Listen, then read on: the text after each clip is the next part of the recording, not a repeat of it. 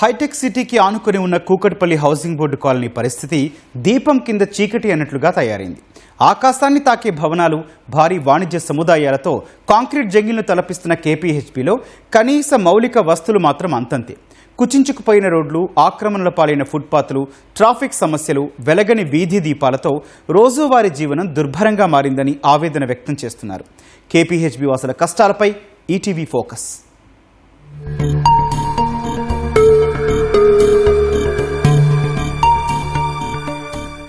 దేశంలోనే అతిపెద్ద కాలనీల్లో ఒకటిగా పేరున్న కూకట్పల్లి హౌసింగ్ బోర్డు కాలనీ ఇప్పుడు సమస్యల వలయంలో చిక్కుకుంది. ఒకవైపు ఆకాశాన్ని తాకుతున్నాయా అన్నట్టు ఉండే ఎత్తైన భవన సముదాయాల నిర్మాణాలు విపరీతంగా పెరిగిపోతున్నాయి. మరోవైపు అందుకు తగిన విధంగా ప్రజలకు మౌలిక సదుపాయాలు మాత్రం కల్పించడం లేదని స్థానికులు వాపోతున్నారు. రోడ్లు, పార్కింగ్, వీధి దీపాలు, ప్రజా రవాణా సౌకర్యాలు పెరుగుతున్న జనాభాకు తగినట్లుగా లేవని ఆరోపిస్తున్నారు. హైటెక్ సిటీకి అతి సమీపంలో ఉన్న నేపథ్యంలో కేపీహెచ్బీ కాలనీలో జనాభాతో పాటు హాస్టళ్లు, వాణిజ్య సముదాయాలు, బహుళ అంతస్తుల భవనాల సంఖ్య భారీగా పెరిగింది. పెరుగుతున్న ఈ జనసాంద్రతకు అనుగుణంగా మౌలిక వసతులు పెరగక రోజూ అవస్థలు పడుతున్నట్టు స్థానికులు చెబుతున్నారు.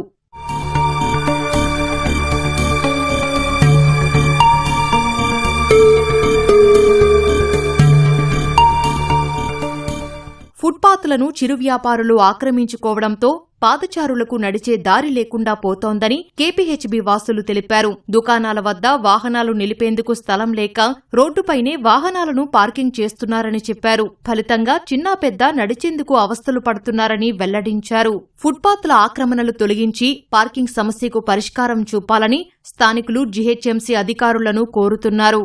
మన జీహెచ్ఎంసీ పరిధిలో ఉన్నటువంటి అధికారులు ఫుట్పాత్ ఆక్రమణలను తొలగిస్తున్నాం అన్నారు. ఫోటోలకు పరిమితం అయ్యారు, కానీ ఎక్కడ ఫుట్పాత్ల ఆక్రమణలు అక్కడే ఉన్నాయి. ఒక ఫుట్పాత్లే కాదు, బిల్డింగులు పెరిగిపోతా ఉన్నాయి.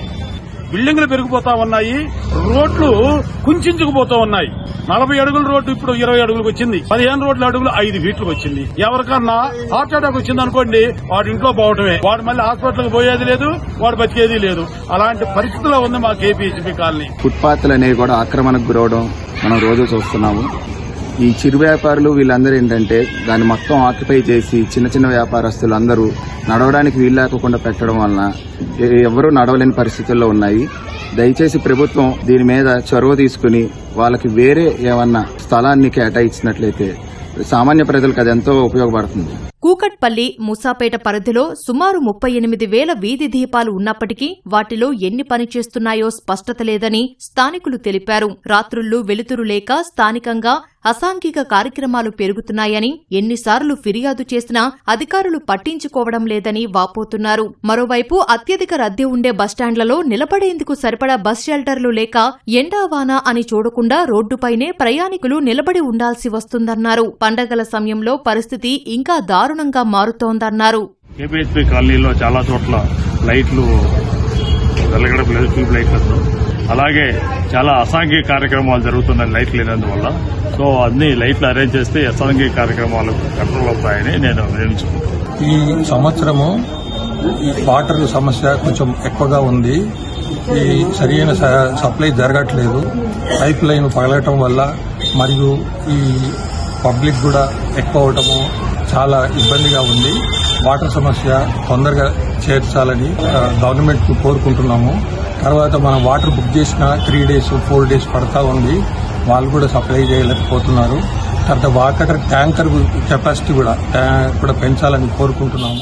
పెరుగుతున్న జనాభాకు అనుగుణంగా ప్రణాళికలు రూపొందించడంలో అధికారులు పూర్తిగా విఫలమయ్యారని కేపీహెచ్బీ వాసులు ఆరోపిస్తున్నారు. కేవలం భవన నిర్మాణాలకు అనుమతులు ఇవ్వడమే కాకుండా రోడ్ల విస్తరణ, పార్కింగ్ సదుపాయాలు, ఫుట్పాత్ల ఆక్రమణల తొలగింపుపై తక్షణమే దృష్టి సారించాలని కోరారు. ఇప్పటికైనా జీహెచ్ఎంసీ అధికారులు స్పందించి కేపీహెచ్బీ కాలనీలో మౌలిక సదుపాయాలు మెరుగుపరిచి తమ కష్టాలు తీర్చాలని స్థానికులు విజ్ఞప్తి చేస్తున్నారు.